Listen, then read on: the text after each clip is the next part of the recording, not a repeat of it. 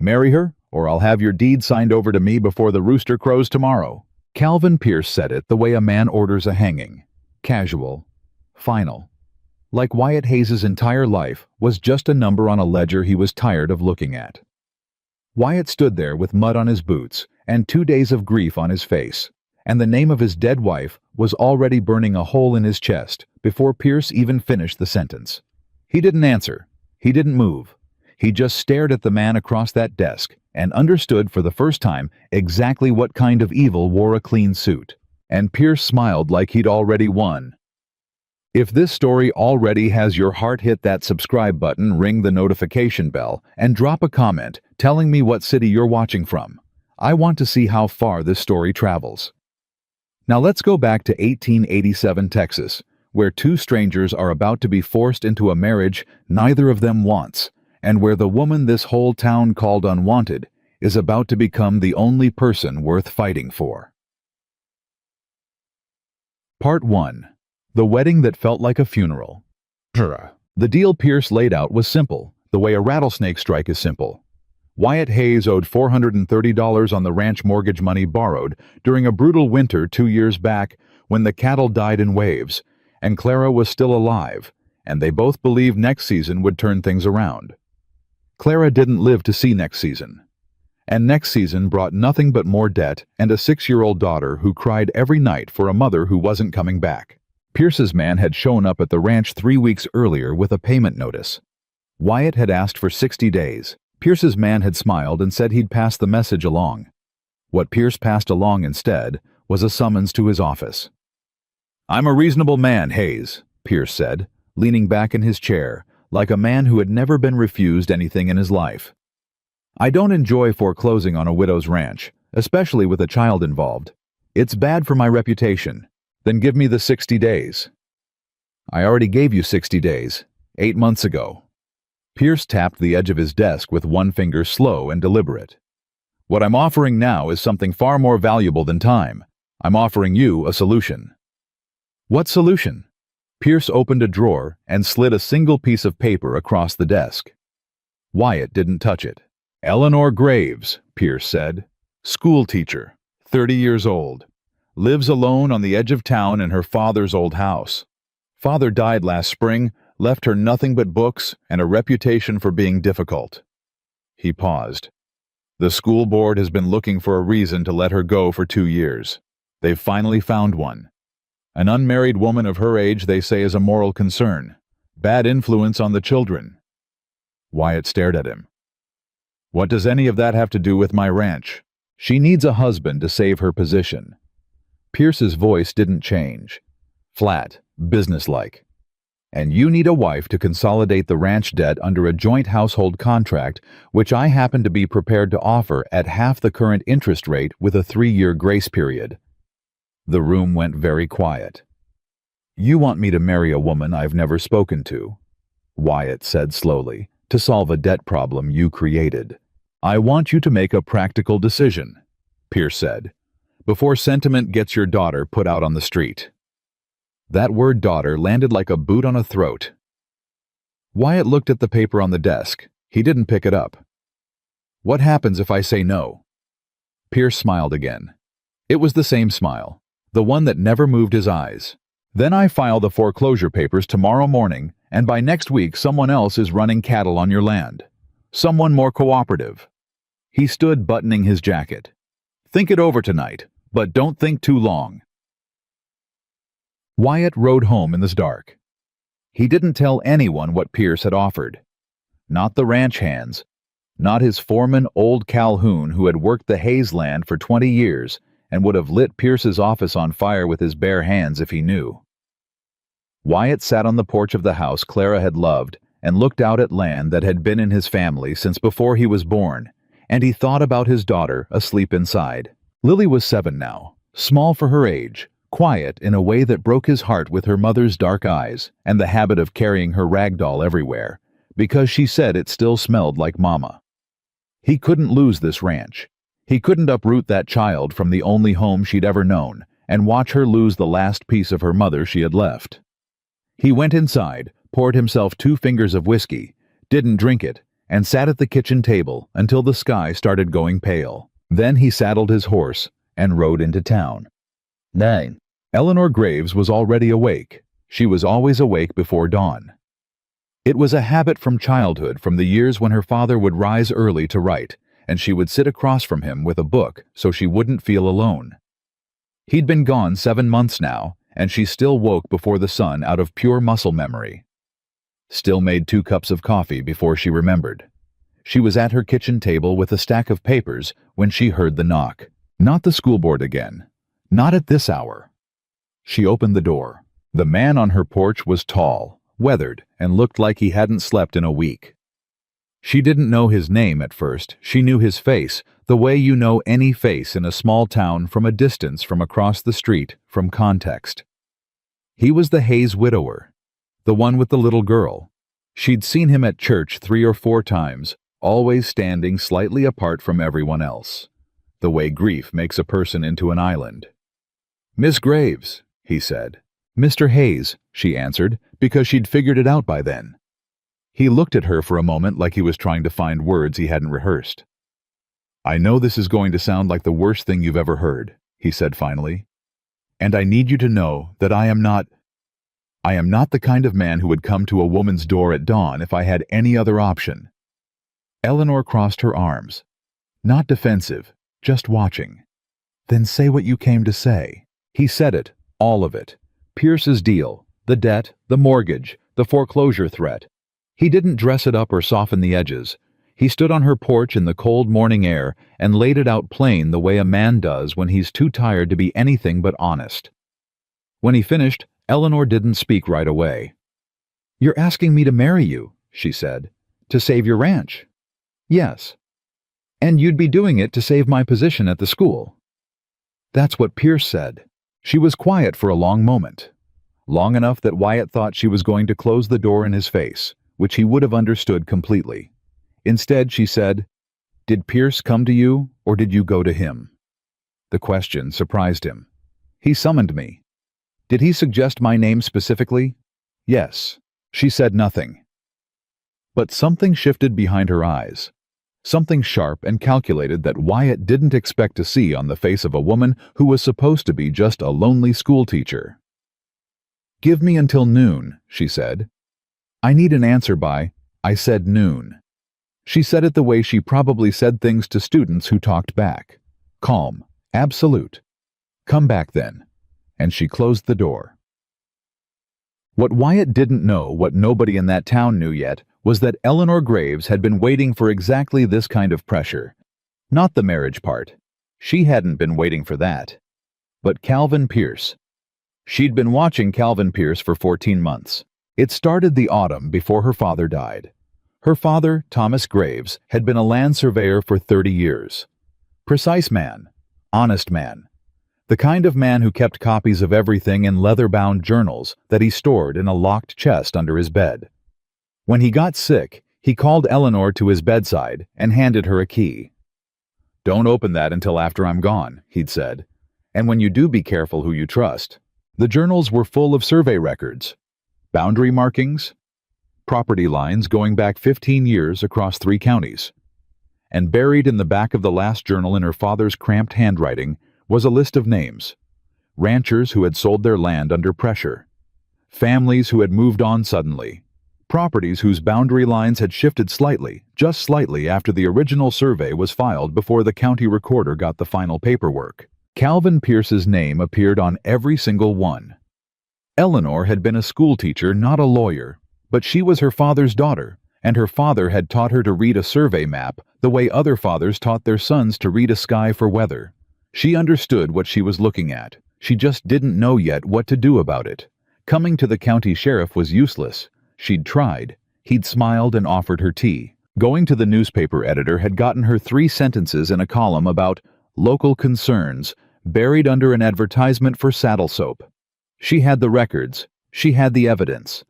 What she didn't have was access, the kind of access that came with a last name people respected, and a position that gave her standing in a room where decisions were made. She had 14 months of careful, quiet documentation, and Calvin Pierce had just handed her the door she needed to walk through. "Darapko." When Wyatt came back at noon, Eleanor was sitting at her kitchen table with a piece of paper already written out. Not a love letter, not a list of conditions, a business agreement. 2 pages clear and precise covering shared ownership of property, financial arrangements, separate living quarters, and a clause about the school position that she'd worded carefully enough that no board member could challenge it. She slid it across the table to him. He read it, twice. "You wrote this morning," he said. "I wrote most of it 3 months ago," she said. "I've been expecting something like this." He looked up at her. "Expecting what exactly?" "Pressure," she said.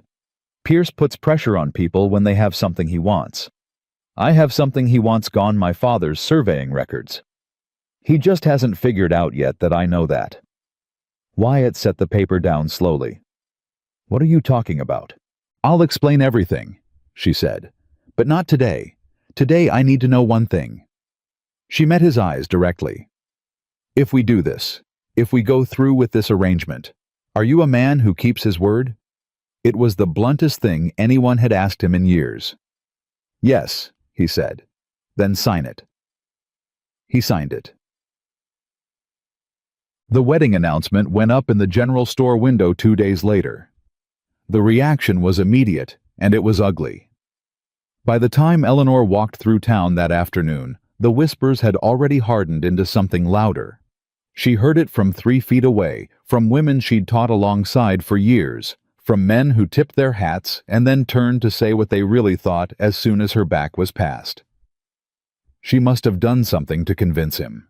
Poor man doesn't know what he's getting into. Always knew she'd trap somebody eventually. Desperation makes women dangerous. Eleanor kept walking, head up, spine straight. She'd been hearing variations of this her entire adult life, and she had long ago decided that dignity was not something you protected by flinching. But it still hit somewhere she didn't show. At the dry goods store, the owner's wife, a woman named Harriet, looked at Eleanor over the counter with barely concealed pity and said, "I suppose congratulations are in order. Though I do wonder, does Mr. Hayes know what he's agreeing to?" Eleanor set her basket down on the counter. "Mrs. Harriet," she said pleasantly, "what he's agreeing to is a woman who can run a household, manage accounts, teach a child to read, and stitch a wound without fainting. If that concerns you, I understand completely." She paid for her flour and walked out before the woman could answer. Wyatt had his own gauntlet to run. His foreman Calhoun cornered him in the barn the morning after the announcement. "Tell me you didn't agree to this," Calhoun said. He was 60 years old, missing 2 fingers on his left hand, and had the moral conviction of a man who had buried 3 friends at 30 and decided life was too short for nonsense. "Tell me somebody put a gun to your head." "It's done, Cal." "Wyatt, the ranch stays." Wyatt didn't look up from the saddle he was cleaning. "Lily stays in her home. That's all I care about right now." Calhoun was quiet for a moment. Then, "You don't even know this woman." "No. I've heard things about her. People say she's cold, difficult, that she drove off every decent man who ever looked at her." Wyatt finally looked at him. "Decent men in this town tend to be the ones doing the most talking and the least thinking. I'll make my own judgments." Calhoun stared at him for a long moment, then sighed, the deep sigh of a man who knows he's already lost an argument. "You're going to need to at least tell her about Clara," he said quietly. "She deserves to know what she's walking into." Wyatt didn't answer, but the name settled into the hollow of his chest the way it always did. Clara. 2 years gone and still the loudest thing in every room he walked into. The wedding was on a Thursday. The church was full, which said nothing about goodwill and everything about the human appetite for spectacle. Eleanor arrived without family.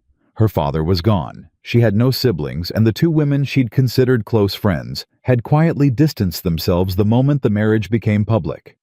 She arrived alone, and she walked that aisle alone. And she did it with a level of composure that made at least 3 people in the pews genuinely uncomfortable because they'd been hoping to see her crumble. Wyatt was already at the altar when she came in. He turned when the doors opened, and for a second, just a fraction of a second, something crossed his face that Eleanor couldn't read. Not disgust, not the cold indifference she'd braced for. Something more complicated.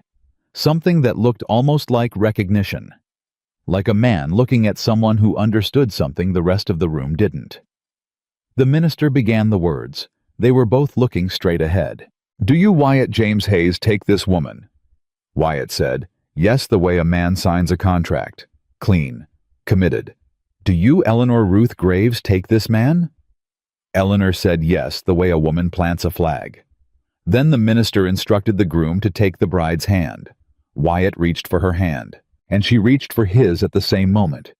Not hesitant, not trembling, just moving at the same instant he moved, and their fingers met with a precision that had nothing romantic about it, and somehow still felt like something. He was cold. She was cold. The church was warm. Neither of them noticed any of that. "You may... don't," Eleanor said quietly, just barely loud enough for Wyatt to hear.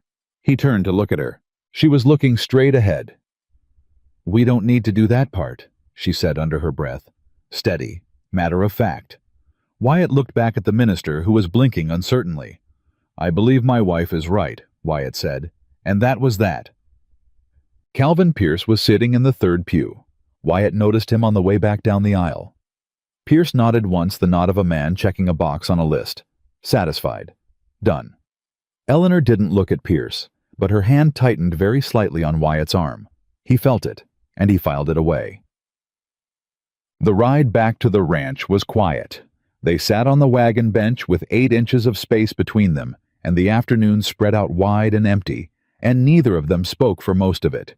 Not awkwardly. Just, there was nothing that needed saying yet. Lily was waiting on the porch when they pulled up. Wyatt had told his daughter the night before, as gently as he could. He'd sat on the edge of her bed with her doll in her lap and told her that a woman named Miss Eleanor was going to come live with them, and that this didn't mean anything was going to change, and that Miss Eleanor was going to be very kind, and that Lily didn't have to feel any kind of way about it. Lily had looked at him with those dark eyes of hers and said, "Is she nice?" And Wyatt had realized, sitting there, that he had absolutely no idea. "I think so," he'd said. Lily had considered this very seriously. Then she'd picked up her doll and said, "Okay." Now she stood on that porch, small and straight, watching the wagon pull in. Eleanor climbed down before Wyatt could help her, not rudely, just independently, and she walked to the bottom of the porch steps and looked up at the child. "You must be Lily," she said. Lily stared at her. "Papa said you teach school." "I do." "Do you give a lot of homework?" Eleanor considered this with complete seriousness. "Only the important kind." "What's the important kind?" "The kind you can't find in a book," Eleanor said. "The kind you figure out by watching things." Lily looked at her for another long moment. Then she stepped back and said, "You can come in if you want." Wyatt, standing behind Eleanor, felt something he couldn't immediately name. It wasn't relief. It was more like the sound of a lock you'd forgotten was locked finally clicking open. The house was a battlefield of grief and neglect in ways Wyatt hadn't fully admitted to himself. The accounts were a disaster. He knew that. He'd known it for months, but he'd been holding ranch life together with sheer stubbornness and the refusal to look directly at numbers that frightened him. Clara had handled the accounts. Clara had handled most things that required sitting still and thinking clearly, while Wyatt handled the things that required moving fast and deciding in a split second. That night, after Lily was in bed, Eleanor sat down at the kitchen table with the ranch ledger and started reading. Wyatt watched her from the doorway. She turned pages with the focused calm of a woman who had seen worse, and her expression didn't change much, but her finger stopped on one specific page, and she tapped it twice. "This payment," she said, "October of last year.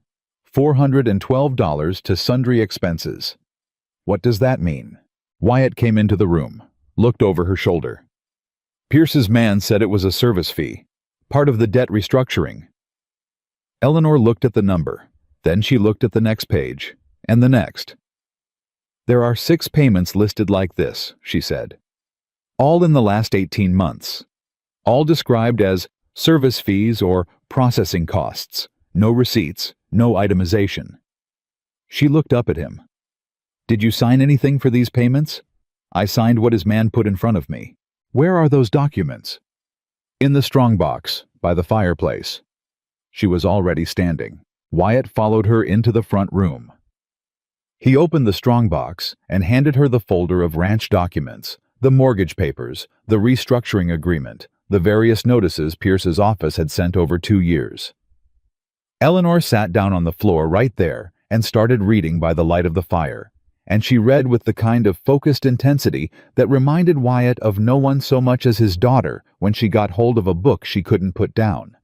He didn't disturb her. 20 minutes passed. Then Eleanor looked up. Wyatt, she said. And it was the first time she'd used his first name, though she said it the same way she said everything direct, without extra weight. These fees don't appear in the original mortgage contract. They were added in an amendment that's signed with your name, but the handwriting on the amendment document is different from your signature on the original. He stared at her. What does that mean? She held up the papers.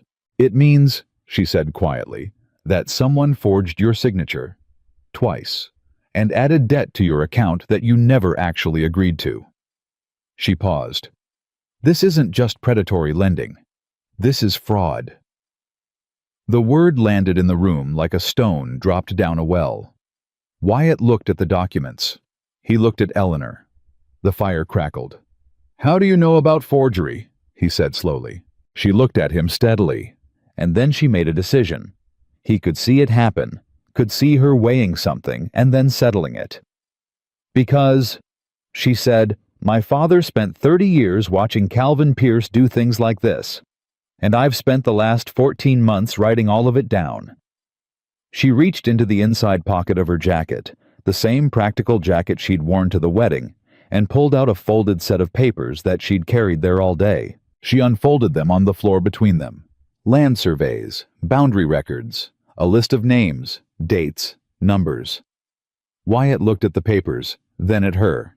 You knew about this before you agreed to marry me, he said. Yes. You knew Pierce was trying to set something up. I suspected, yes. He sat back on his heels. The fire was warm. The house was quiet. Outside, the Texas night was making its sounds. So when you wrote up that business agreement this morning, he said, I needed to know if you were someone I could trust, she said. If you weren't, I'd have said no and taken my chances with the school board. And if I was, then we'd both have something to work with. Wyatt looked at her. This woman he'd married 6 hours ago. This woman the whole town had spent years dismissing. This woman sitting on his floor with forged mortgage papers in one hand and 14 months of evidence in the other. And he felt something shift in his chest that he did not want to examine too closely. What do we do with this? He said. Eleanor folded the papers carefully and tucked them back in her jacket. Not yet, she said. Pierce has eyes everywhere. If we move too soon, he'll bury it. She stood up. We need more, and we need the right people. What people? She looked at him. The other ranchers he's done this to, she said.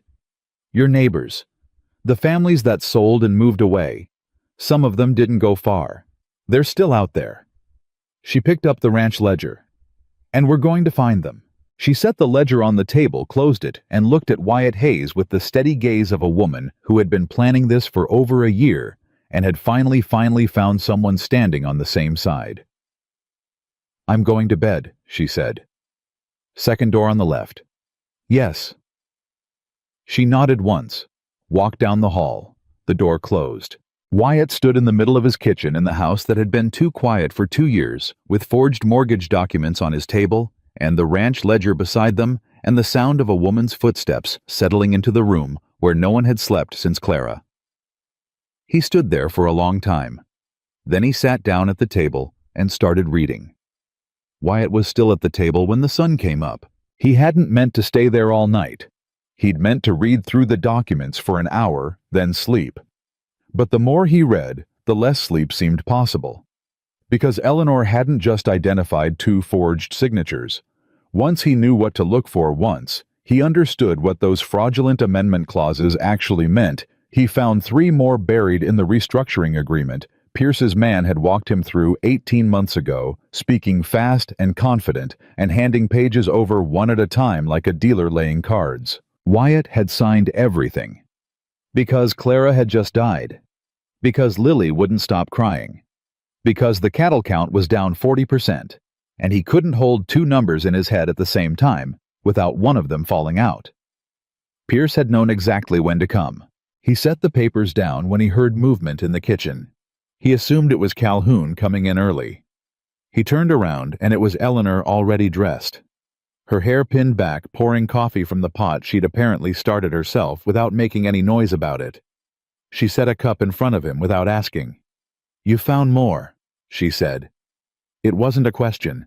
3 more clauses, Amendment 2 Section 4, and 2 places in the restructuring agreement where the margin notes don't match the original language.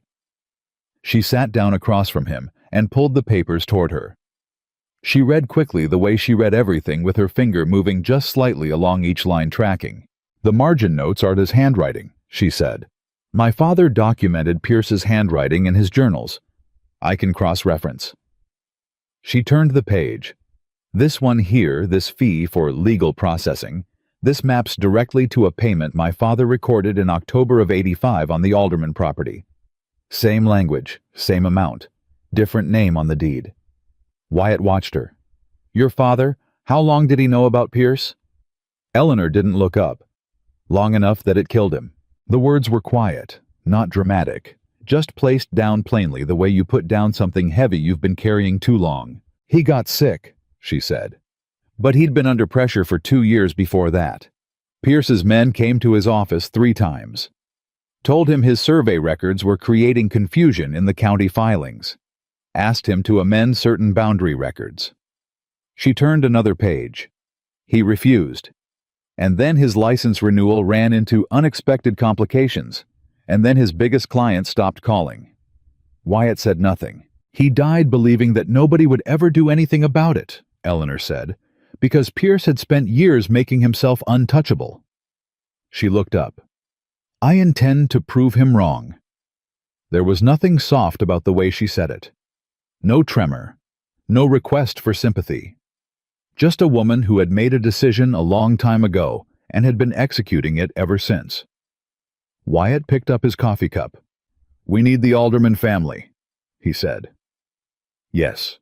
Dan Alderman moved his family to Clover Creek after they sold out, about 40 miles east. Eleanor looked at him. "You know him?" "Bought cattle from him twice. He's a straight shooter. If he knew what Pierce did to his deed, he'd want to know about it." For the first time that morning, something shifted in Eleanor's expression. Not quite a smile, but close. "How soon can you ride there?" she said. Mamnahang. He didn't ride to Clover Creek that day because that morning brought its own complications in the form of a ranch hand named Decker, who had apparently decided that the new arrangement gave him the right to an opinion. Decker was 24 big and had been hired on 6 months earlier by Calhoun when they were short on men for the fall roundup. He did good work with cattle and poor work with anything requiring courtesy. Eleanor encountered him at the water pump when she went out to get water for the morning wash-up, and Decker was standing there with 2 other hands, and one of them said something Wyatt didn't hear from across the yard, and all 3 of them laughed. Eleanor set her bucket down. "Say it again," she said. Her voice carried perfectly across the yard without her raising it. "If it was worth saying once, say it where everyone can hear." Decker turned around with the easy confidence of a man who had never been checked by a woman in his life. "Just said it's funny watching a school teacher try to figure out which end of a bucket to hold." "I see." Eleanor looked at him for a moment. "What's your name?" "Decker." "Decker. How long have you been on this ranch?" "6 months. And in 6 months have the accounts been filed correctly?" He blinked. "That's not my... Have the feed invoices been cross-checked against delivery receipts? I don't do the... Has anyone inventoried the medical supplies for the horses since September?" A beat of silence. "No," said one of the other hands quietly. The youngest one, barely 18, who had been staring at his boots since the conversation started. "Right," Eleanor said. She picked up her bucket. So when you figure out how to do those things, you can talk to me about the bucket. She walked back toward the house.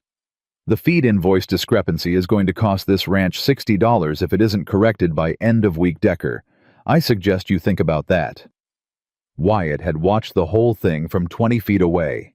Calhoun appeared at his elbow. "Well," the old foreman said in a tone that suggested he was recalculating something, "she's not what I thought." "No," Wyatt said, "she's not." Hank. Lily decided within 48 hours that Eleanor was the most interesting adult she had ever encountered, which was a verdict she arrived at through her own rigorous 7-year-old logic. The evidence she cited in order Eleanor knew the names of every bone in a horse's leg. Eleanor could calculate the feed cost for 12 head of cattle in her head faster than Lily could count to 30. Eleanor had a book about the stars that had pictures of the constellations drawn in the margins by someone named Thomas. "My father," Eleanor said simply, and she let Lily hold it with both hands and didn't tell her to be careful. "Mama used to read to me," Lily said. She said it the same way she said everything directly the way children do before they learn that some things are supposed to be said carefully. Eleanor didn't flinch. She didn't offer sympathy or change the subject or do any of the things adults usually did when Lily mentioned her mother, which always made Lily feel like she'd done something wrong by bringing it up. "What did she read to you?" Eleanor asked. "Everything. She liked the ones with animals. Papa doesn't read out loud very well. He goes too fast and skips the good parts." Eleanor turned a page. "Should I read this one to you tonight?" Lily considered this very seriously. "Are you going to skip parts?" "Never." "Okay." Wyatt heard this from the hallway. He didn't walk in. He stood there with his hand on the doorframe and his chest doing something he hadn't asked it to do, and after a moment, he went back to the kitchen and found something to keep his hands busy. On the third day, Wyatt rode to Clover Creek. He found Dan Alderman behind his brother-in-law's fence line fixing a post that had rotted through. Alderman was a compact, sun-darkened man in his 50s with no patience for pleasantries, which suited Wyatt just fine. "I need to talk to you about Calvin Pierce," Wyatt said. Alderman's hands went still on the fence post. "I got nothing to say about Pierce," he said without turning around. "I have documents," Wyatt said. "My wife found survey records and mortgage amendments. Forgeries, Dan, with your property boundary records attached." Now Alderman turned around. He looked at Wyatt for a long moment. Something moved behind his face. Old anger, old fear, old grief for the land his family had worked for 16 years before they signed it away for a number that barely covered the debt Pierce had manufactured around their necks. "Your wife," Alderman said. "That the Graves woman, Thomas Graves's daughter?" "Yes." Thomas was an honest man. Alderman's jaw worked. Pierce's people told him his survey records were wrong, told him he'd miscalculated our boundary markers. Thomas came to me personally and told me that was a lie, that the records were correct and that somebody was messing with the county filings. He paused. 2 weeks later, Thomas started having trouble with his license renewal. "I know," Wyatt said. "Eleanor knows, and she has the original survey records to prove it." The silence that followed was the kind that means a man is deciding something important. "How many others?" Alderman said finally. "We're still counting." Alderman threw the fence tool he was holding into the dirt. "Mitchell family," he said. "Sold out 4 years ago. They're in Harker's Junction now. The Reyes family, they lost their water rights on a technicality that never made sense, moved west. And Bert Colton." He looked at Wyatt hard. "You know Bert Colton?" "Used to." "Pierce has him tied up in a debt agreement he can't get out of. Bert's still on his land, but he's one bad season from losing it. If you go to him, if you show him what you're showing me, he'll talk." Wyatt nodded. "Will you?" he said. Another long pause. "Thomas Graves spent 2 years trying to protect us," Alderman said quietly. "Least I can do is not let it be for nothing." He picked up his fence tool. "You bring me those documents. I'll sign a statement."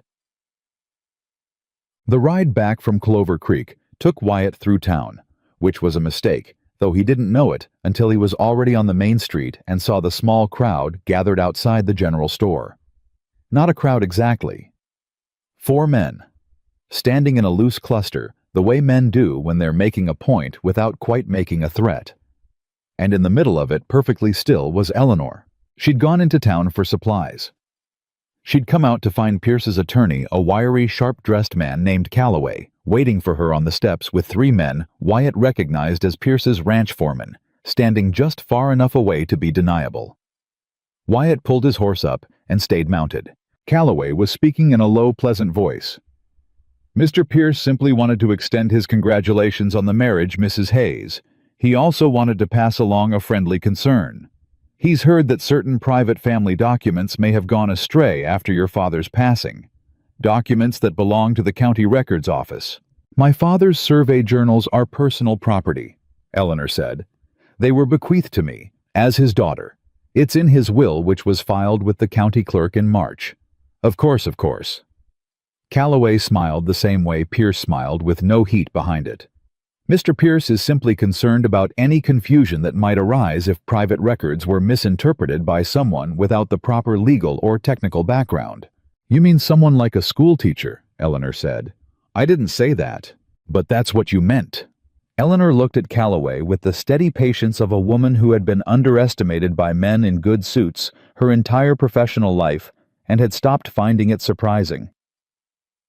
Tell Mr. Pierce that my father's records are safely stored. Tell him that I have a thorough technical background in land surveying. As it happens, my father taught me personally from the age of 12. And tell him that if he has concerns about county records, he's welcome to file an inquiry with the county clerk's office like everyone else. Calloway's smile didn't change, but his eyes did. Mrs. Hayes, he said, I'd encourage you to think carefully about the position you're putting yourself in. You're new to this role, new to this household. A woman in your situation can't afford to make powerful enemies. Eleanor looked at him. Mr. Calloway, she said, I've been making powerful enemies since I was 30 years old and told the school board that children of ranch workers deserve the same education as the banker's son. I am not new to this. She picked up her basket. Good afternoon. She walked to her wagon. She climbed up without help. She drove away. Calloway stood on that step for a moment. Then he looked up and noticed Wyatt on his horse across the street. Their eyes met. Calloway looked away first. Wyatt rode after the wagon. When he caught up, Eleanor was driving with both hands on the reins, and her jaw set, and she didn't look at him when he pulled up alongside. You heard that, she said. Yes. I'm not going to apologize for what I said. I didn't ask you to. A pause. The wagon wheels turned. He's scared, Eleanor said. Calloway doesn't come out personally unless Pierce is scared, which means Pierce already suspects I have the journals. She flicked the reins. We need to move faster than I planned. Alderman will sign a statement, Wyatt said. She looked at him then, finally. How many more can we get? Alderman says Colton and the Mitchell family. Maybe the Reyes if we can reach them. Eleanor was quiet, calculating. 4 families with signed statements. The forged documents from our mortgage. My father's journals.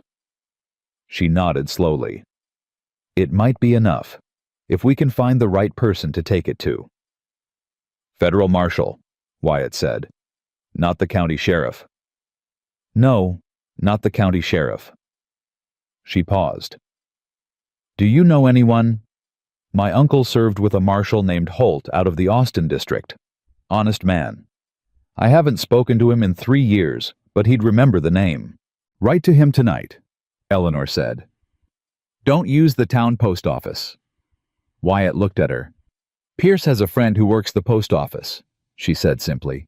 Has had for years. Letters get read before they're sent sometimes. My father figured that out after the 3rd time one of his correspondence to the land office went mysteriously unanswered. The steadiness of her, the sheer exhaustive thoroughness with which she had been preparing for this hit, Wyatt somewhere he hadn't expected. Eleanor, he said. She looked over at him. How long have you been doing this alone?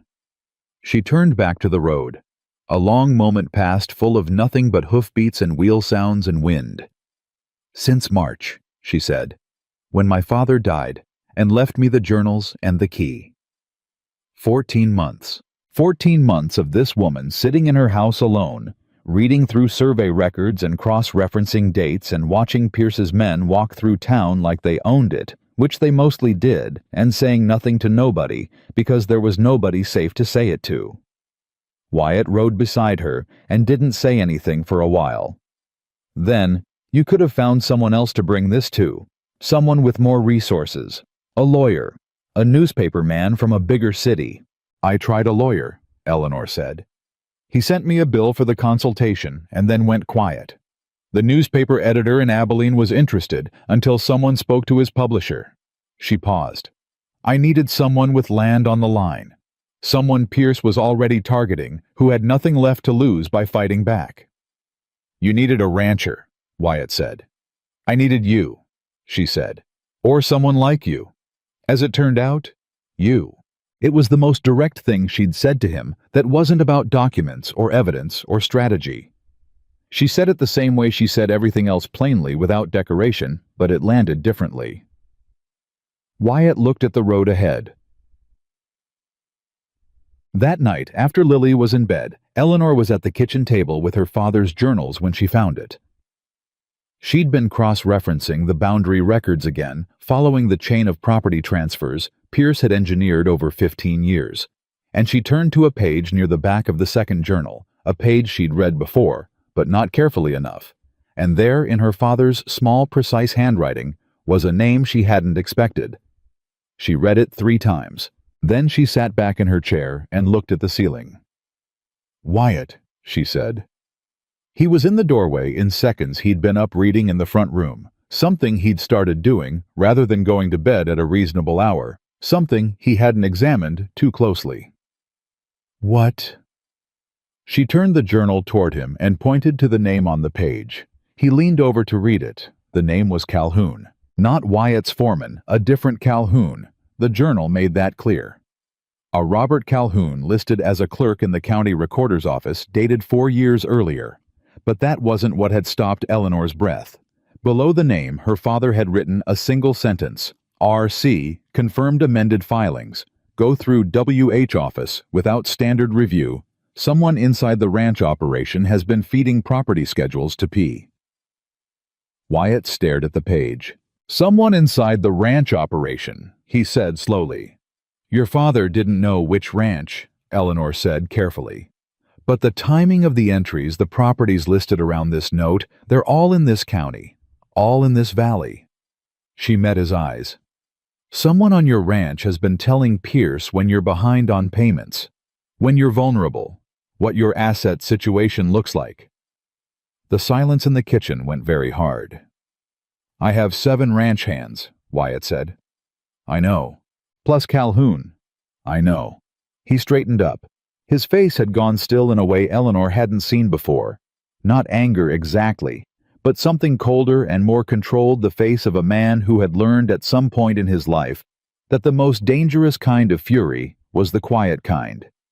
"We don't tell anyone," he said. "Not yet. We don't change anything. We act exactly like we have been." "Agreed," Eleanor said. "Whoever it is, they're watching for a reaction. We don't give them one." "Agreed," she said again. He looked at the journal page one more time. Then he looked at Eleanor, and there was something in his expression that was neither the cold distance of the first night, nor the careful professional respect of the days since, something more unguarded than either of those things.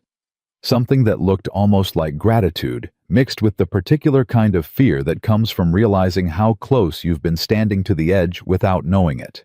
"Get some sleep," he said. "We ride to Colton's tomorrow." Eleanor closed the journal. She kept her voice even. "Good night, Wyatt." He went down the hall, his door closed. Eleanor sat at the table for a few more minutes in the silence of the house, with the journals in front of her and the name of a traitor somewhere in her new husband's household, circled in her father's handwriting. She thought about Thomas Graves, who had died believing this would never get fixed. She thought about the 14 months of evenings like this one alone. Careful patient. and somewhere underneath all that patience, terrified. She wasn't terrified tonight. She wasn't sure yet what she was instead. But it was different. She picked up the journals and carried them to her room, and she hid them in the place she always hid. Important things inside the lining of her travel case behind the false bottom she'd sewn in herself, and she lay down on top of the blanket without undressing and stared at the ceiling and thought about everything that was coming. Somewhere down the hall, she heard Wyatt's lamp go out. Neither of them slept much, and in the bunkhouse, one of the men who worked the Hayes Ranch sat awake in the dark, turning a coin over and over in his hand, waiting for morning so he could ride to the edge of the property to a spot nobody else knew about, where a man on a gray horse met him once a week and asked questions. He always answered because the money was good and the alternative was worse, and because he'd told himself from the beginning that it was just business. He was starting for the first time to wonder if he'd been wrong about that. The man on the gray horse had been coming to the same spot for 8 months. Wyatt figured that out before breakfast. He didn't say anything to Eleanor. He didn't say anything to anyone. He went out before dawn and walked the property line on the north side, the side that backed up against the creek road. The side none of the hands had reason to be on, unless they were checking the fence, and he found it within 20 minutes. A spot where the grass was worn down at the base of a cottonwood. Boot prints, 2 sets meeting from different directions. And on the ground, barely visible in the frosted dirt, the edge of a cigarette butt with a specific cut to it, the kind you bought at the trading post in town, not the rolled tobacco the hands used themselves. Someone on this ranch had been standing here. Regularly. With someone coming from the direction of Pierce's operation. Wyatt crouched down and looked at the prints for a long time. Then he stood up and walked back to the house and ate breakfast and said nothing, because Eleanor had told him correctly that the worst thing you can do when you know you're being watched is let the watcher know you know. By the time Eleanor came down, he had coffee poured and the Colton property route sketched on a scrap of paper. "We need to go today," he said. She sat down and looked at the sketch. Agreed. The letter to Marshall Holt. Gave it to Calhoun last night. Told him to write it personally to the post office in Ridgemont. He paused. Ridgemont is 40 miles out. Pierce doesn't have a man there. Eleanor looked up.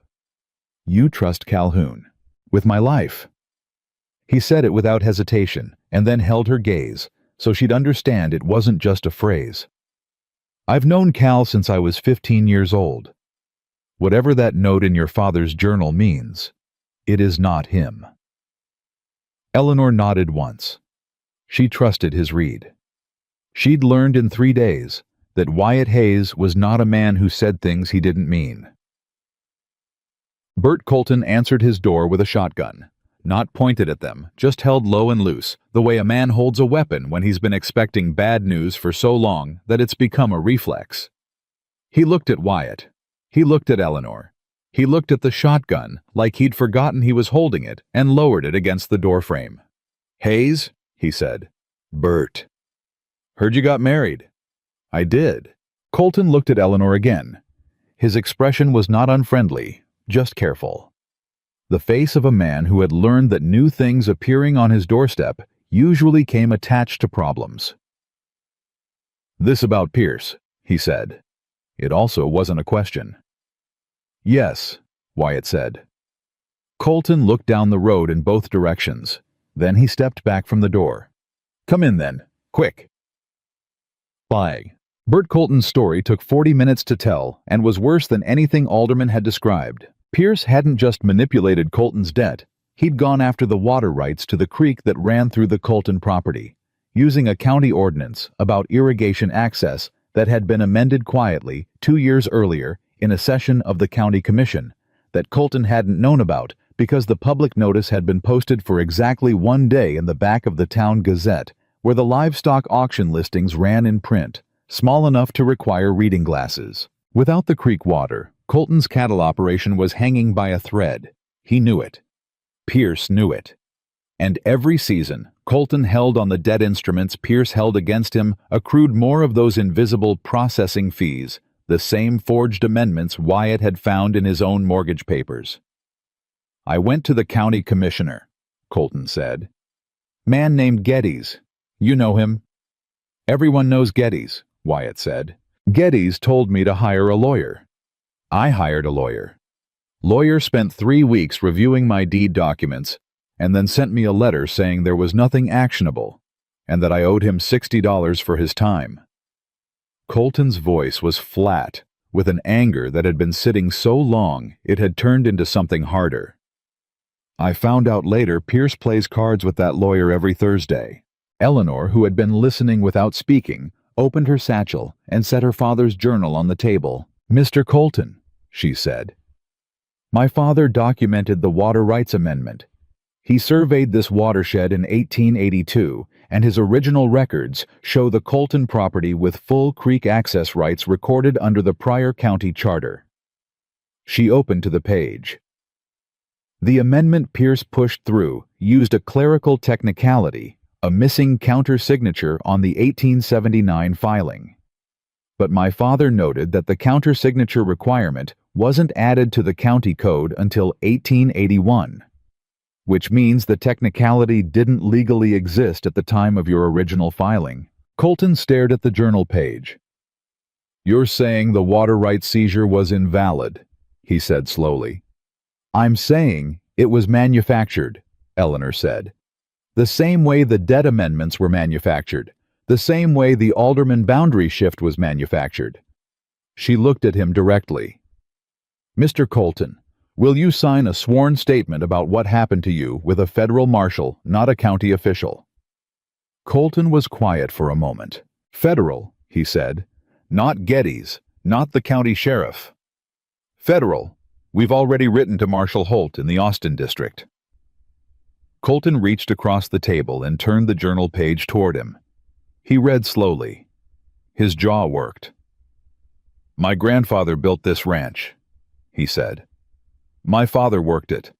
I've worked it for 23 years. He looked up.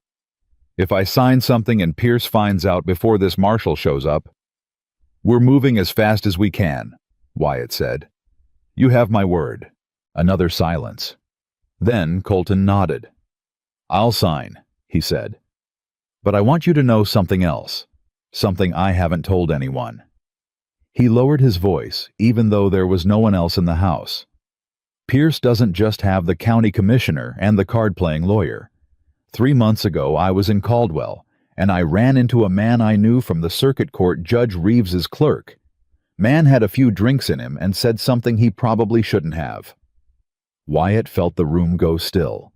"What did he say?" Eleanor said. "He said Reeves had been made comfortable by a land investment partnership out of San Antonio. Significant money." Colton paused. "I looked up that partnership when I got home. Took me 2 weeks and a favor from my cousin who works the county deed office in Caldwell. The partnership has 3 named principals." He looked at them both. "Calvin Pierce is one of them." Eleanor's hand stopped moving on the journal page.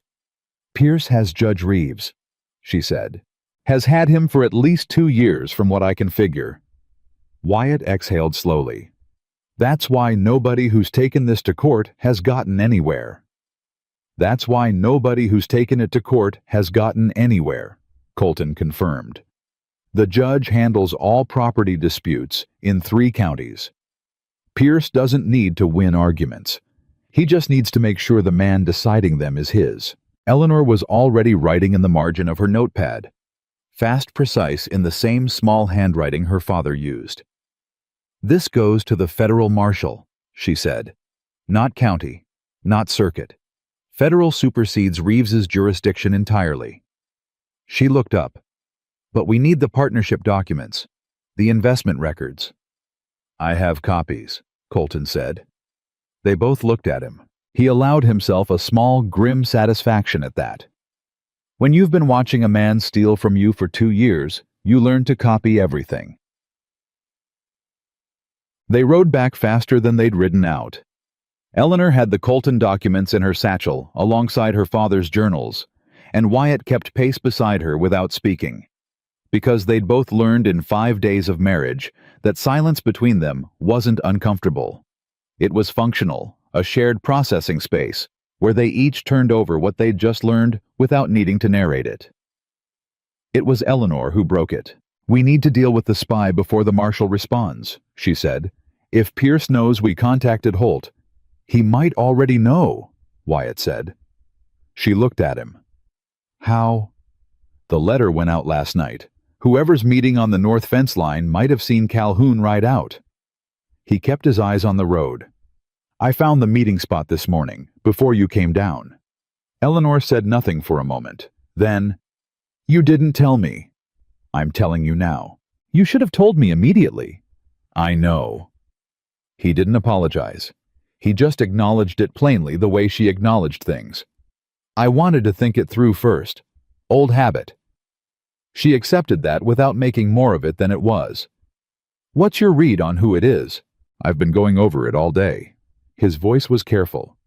"Process of elimination. The men who've been here long enough to know the payment schedule, the asset situation, the timing of my meetings with Pierce's people." He paused. "It narrows to 3, maybe 2. "Decker," Eleanor said. "He's 1. He had no reason to know I was going to the general store yesterday, but Pierce's man was waiting before I got there." She let that land. "Someone told him I'd be in town that morning." Wyatt's expression didn't change, but his hands tightened on the reins. "I mentioned it at breakfast," he said. "That you were going for supplies. With everyone at the table." "Yes." Neither of them said anything for a moment. "We don't confront him," Eleanor said. "Not yet. We use it." Wyatt looked at her. "We feed him something false," she said. "Something Pierce will act on. And when Pierce moves on wrong information, we'll know the channel is confirmed." She paused. "And we'll know exactly what Pierce thinks we're doing instead of what we're actually doing." It was the kind of thinking that took Wyatt a moment to follow, not because it was complicated, but because it required a level of cold patience that he wasn't entirely sure he possessed. He was a man who preferred direct confrontation. Eleanor was a woman who had spent 14 months learning that direct confrontation was exactly what a more powerful enemy wanted because it played on his ground by his rules. "What do we feed him?" Wyatt said. Eleanor thought for a moment. "Tell the table tomorrow morning that you're planning to ride to the county courthouse in Caldwell next week. That you found some paperwork irregularities and want to talk to the records clerk." She kept her voice level. "Pierce will move to block access. He'll call in a favor with Getty's or try to have the records office unavailable. Meanwhile, we're not going to Caldwell at all." "Where are we going?" "Wherever the Mitchell family is," she said. "Harker's Junction. We get their statement. We get the Reyes family if we can reach them by post. And when Holt writes back, we give him everything at once." She looked at Wyatt steadily. "We only get one chance to move on Pierce correctly. If we go too early, he buries it. If he figures out what we're actually building." "I know," Wyatt said. The wagon rolled on. Dog. 2 days later, Lily got a fever. It came on fast, the way childhood fevers do. Fine at breakfast, glassy-eyed by noon, burning by nightfall. Wyatt knew the signs and felt the cold clench of every parent's worst reflex. He'd watched Clara nurse Lily through a fever 2 winters back, competent and calm, knowing exactly what to do. He knew what to do, too. Cool water willow bark tea. Keep her warm, but knowing and doing felt different when it was just him. It wasn't just him. Eleanor had the willow bark tea going before Wyatt finished explaining what he was seeing. She went to Lily's room, sat on the edge of the bed, felt her forehead, looked at her eyes, and her throat asked her 3 questions in the quiet voice she used when she wasn't performing calm, but actually felt it. "It's not lung fever," Eleanor said, coming back to the kitchen. "No chest sound. Her throat's a little red. She needs fluids and the fever broken by morning." She was already moving. "My father taught me cool cloth on the wrists and the back of the neck, not the forehead. Forehead cools too fast and spikes the fever higher." Wyatt watched her prepare things efficiently, without drama, without the hovering anxiety he felt vibrating in his own hands. "How do you know all this?" "My father was the only doctor substitute in our part of town when I was young," Eleanor said. "He read everything he could find on medicine and kept a box of supplies. I was his assistant from the time I was 10. She filled a basin. I've managed 3 fevers, 2 broken arms, and 1 difficult birth in the past 8 years. I'm not a doctor, but I know what I'm doing." He believed her. He believed her immediately and completely, and some of the tightness in his chest eased. He sat with Lily while Eleanor worked. His daughter was half asleep, restless, occasionally murmuring things that didn't make sense the way feverish children do. At one point, she grabbed Eleanor's hand while Eleanor was changing the cloth on her wrist and held it without knowing she was doing it, and Eleanor just let her sitting there on the edge of the narrow bed in the middle of the night with a child she'd known for 5 days holding on to her like an anchor. Wyatt saw it from the doorway. He went back to the kitchen and sat down at the table and looked at his hands for a while. He wasn't thinking about the ranch. He wasn't thinking about Pierce or the documents or the spy or the marshal's letter. He was thinking about the sound of Eleanor's voice in that room, steady, low, practical, warm, and about the way Lily had grabbed her hand, and about the particular quality of that moment, the specific texture of it, which was the texture of something he had not felt in this house for 2 years. He didn't want to name it. He wasn't ready to name it. But it was there. "Boy!" Lily's fever broke just before dawn. Eleanor came out of the room and found Wyatt still at the kitchen table now with the Colton documents spread out in front of him, which was how he managed anxiety by working. "She's sleeping normally," Eleanor said. "Thank you." He said it looking up at her, and the 2 words carried more weight than 2 words usually hold, and they both felt it. Eleanor poured herself coffee. She sat down across from him. Neither of them spoke for a moment, and outside the kitchen window, the sky was doing the early gray thing it does before the sun commits. "You were thinking about Clara," Eleanor said. It wasn't an accusation. It wasn't prying. She said it the way she said factual things plainly, because dancing around it seemed more unkind than naming it. Wyatt looked at her. "Yes." "Tell me about her," Eleanor said. He didn't expect that. He'd been braced for careful avoidance, for the polite, careful navigation of a subject that everyone in his life handled like something that might shatter. Eleanor just asked, directly without ceremony, the way she asked everything. So he told her. He talked for 20 minutes about Clara Hayes, who had been funny in a quick, dry way that surprised people, who had kept every letter she'd ever received in a box under the bed, who had cried when the first foal of every season was born and pretended she hadn't, who had been the kind of person who remembered what you'd said 3 months ago and brought it up at exactly the right moment, who had been gone 2 winters now and left a shape in this house that nothing filled. Eleanor listened to all of it. She didn't offer comfort. She didn't say anything soothing. She just listened, and when he stopped, she said quietly, "She sounds like someone worth grieving properly." He looked at her across the table. "That's a strange thing to say," he said. "Grief that's earned isn't strange," Eleanor said. "Most people rush you past it because it makes them uncomfortable. Your grief for her isn't something you need to manage on anyone else's schedule." Something moved in Wyatt's face that he couldn't quite control. "I thought—" he started and then stopped. "You thought marrying again felt like a betrayal," Eleanor said. He was quiet. "I'm not here to replace her," Eleanor said. It was the same thing she'd written in her business agreement, almost word for word, except now it came out differently, not contractual, but real. "I never had any intention of that. I know what I am to this arrangement and what I'm not. You don't have to manage any of that for my sake." Wyatt looked at the table, then back at her.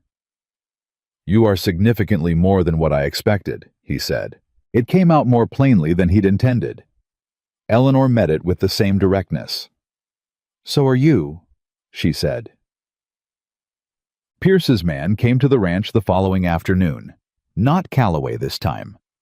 One of the foreman, big man named Suggs, who had the particular confidence of someone who'd never had to back down from anything because he always had more men behind him than whoever he was facing.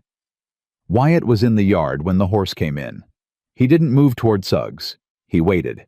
"Mr. Pierce wants his answer on the water-sharing arrangement," Suggs said. He didn't dismount. Men like Suggs didn't dismount unless they were planning to stay, and he wasn't planning to stay.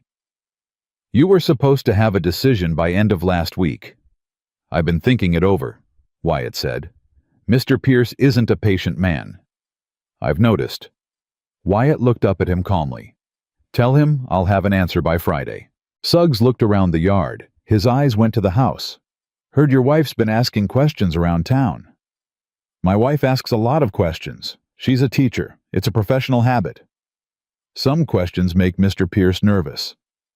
"I'll pass that along," Wyatt said pleasantly. Suggs held his gaze for a moment, the kind of moment where a man is deciding whether what he's looking at is worth more pressure. Then he turned his horse and rode out. Eleanor came out of the house. "I heard," she said. "He was watching the house the whole time." "I know. I was watching him." She came down the porch steps. "He's not the one who's been meeting at the north fence line. His boots are the wrong shape, too pointed. The prints I looked at this morning have a square toe." Wyatt stared at her. "You looked at the prints this morning," he said. "After you told me about them, yes." She said it without apology. "I went out before breakfast." "You didn't tell me." She looked at him with the precise expression he'd given her 4 days ago when he'd done the same thing. He recognized it. "Old habit," she said.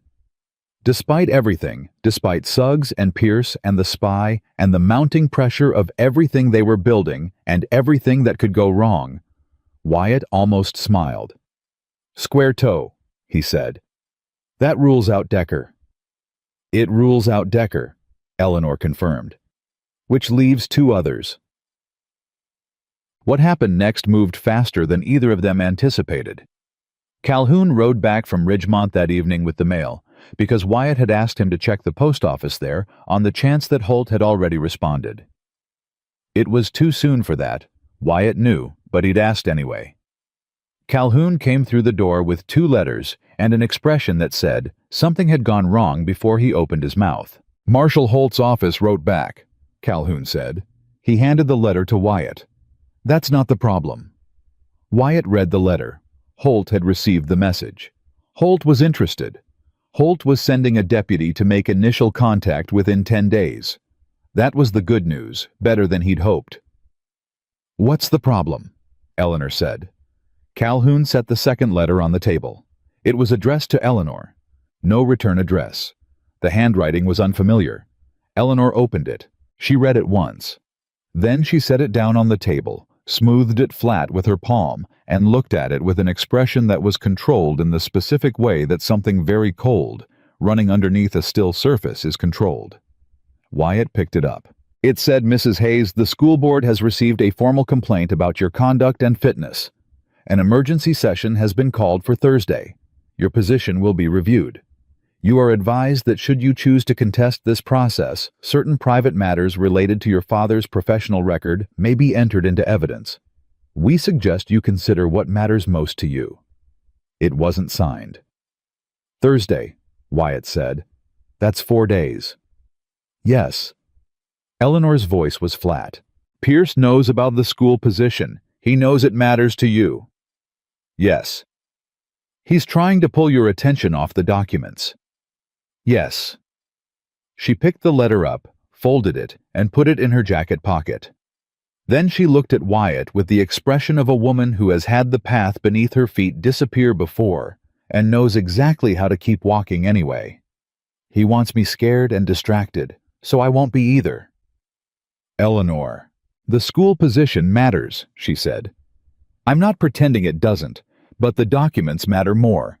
If Pierce buries those records, there's no school position worth having in this valley anyway, because he'll own everything in it." She held his gaze. "We don't stop." Wyatt looked at her for a long moment.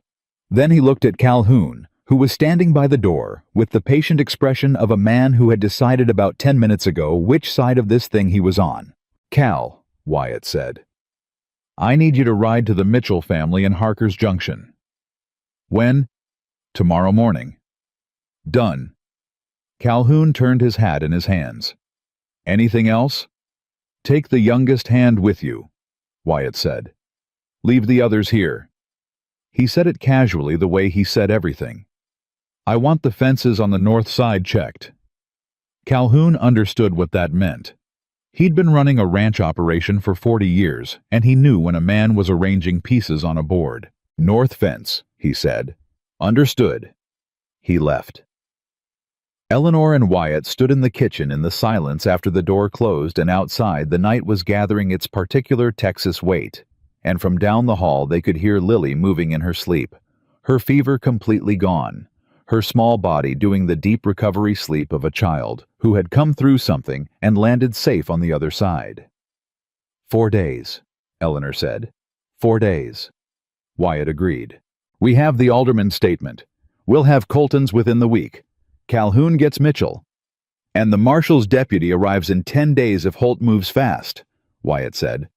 "We need to be ready when he does." Eleanor was already turning toward the table, toward the journals, toward the work. "We need everything organized, cross-referenced, dated, presented in a form a legal authority can act on immediately." "How long will that take?" she calculated. 3 days if we work every night. Then we start tonight." She sat down. He sat down across from her. The lamp was between them, and the documents spread out across the table like a map of everything Calvin Pierce had done and thought he'd gotten away with.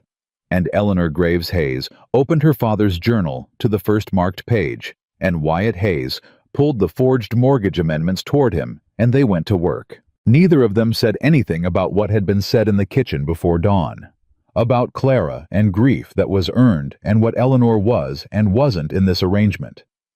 Those things were said, and they sat between the two of them, the way true things do not, requiring repetition, not going anywhere. In the bunkhouse, a man with square-toed boots lay awake staring at the ceiling, and in the morning he would be gone before anyone noticed, which would tell Wyatt Hayes everything he needed to know, and begin the most dangerous week of both their lives. The bunk was empty before sunrise. Wyatt found it when he walked through the bunkhouse at first light, not checking, just moving through his morning routine, the way he always did, but his eyes went there automatically to the corner bunk, with the square-toed boots that had been sitting beside it every morning for 4 months. The boots were gone. The bedroll was gone. The man's name had been Hess, quiet competent, hired on during fall roundup, and he had left sometime in the dark without saying a word to anyone, which said everything. Calhoun was already in the yard when Wyatt came out. "Hess," Wyatt said. "Noticed," Calhoun said. "He ran. Ran to Pierce, most likely, to warn him." Wyatt looked at the sky. The sun wasn't fully up yet, maybe 2 hours before the world started moving. "How fast can you get to Harker's Junction and back?" he said. "If I ride hard 2 days. Go now. Get Mitchell's statement today. Don't stop anywhere between here and there." Wyatt turned to go back inside. "And Cal, if anyone asks where you're headed, you're looking at a bull to buy in Ridgemont." Calhoun was already moving toward the stable. Eleanor was at the kitchen table when Wyatt came back in. She'd been there most of the night. The documents were organized into 3 stacks, each one clipped with a strip of leather and labeled in her precise handwriting. She looked up at him, and he said 2 words, "Hess ran." She nodded once, absorbed it, and went back to what she was writing.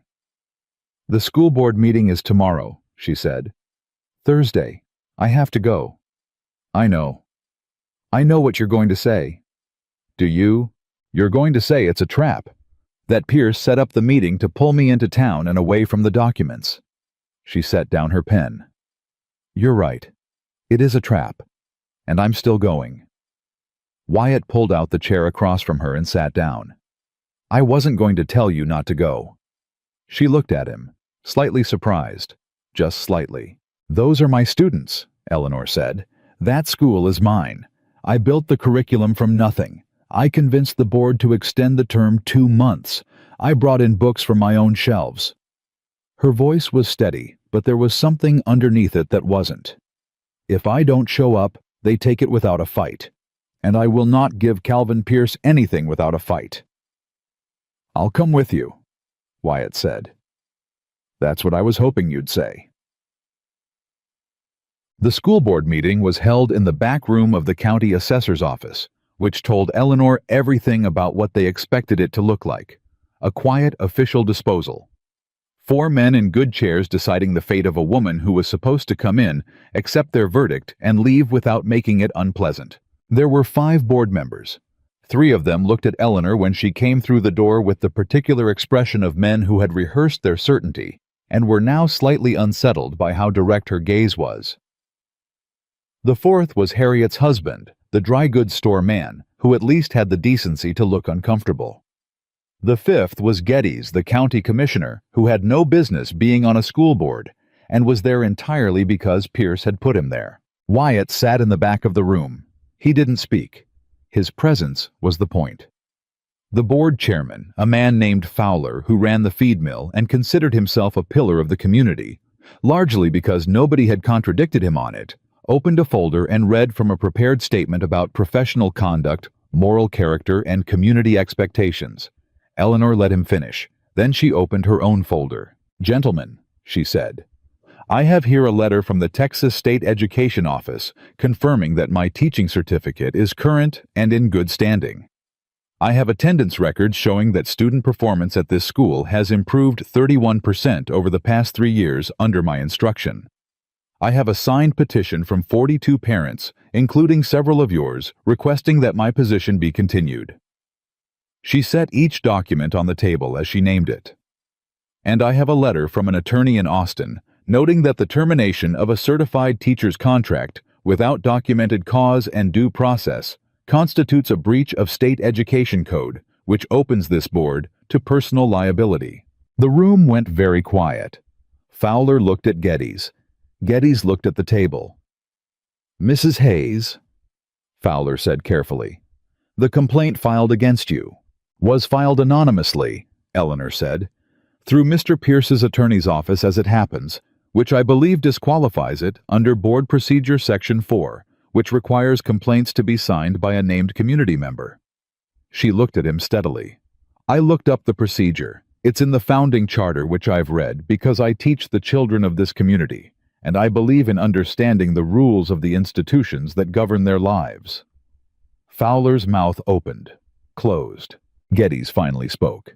"Mrs. Hayes, there are concerns about your recent activities that go beyond the classroom."